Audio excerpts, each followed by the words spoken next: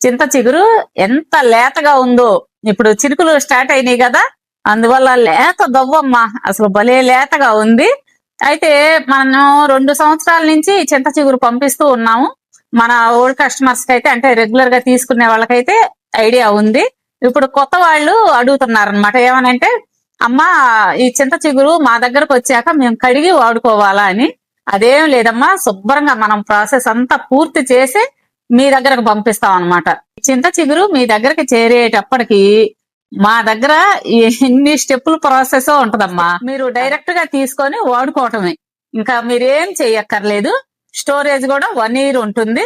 మీరు అవసరమైతే ఫ్రిడ్జ్ లో పెట్టేసుకోండి. లేదు చిగురు అనమాట, దీన్ని డైరెక్ట్ గా ఇలా పప్పు వండుకోవచ్చు.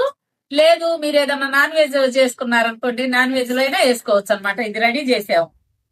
రెడీ చేసిన తర్వాత ఈ విధంగా ఉంటది. ఇంత లేత చింత చిగురు మీకు కావాలి అనుకుంటే స్క్రీన్ మీద నెంబర్ ఇస్తాను, మీరు ఆర్డర్ పెట్టుకోండి. వెంటనే మీ ఇంటికి ప్రేమతో పంపిస్తాం.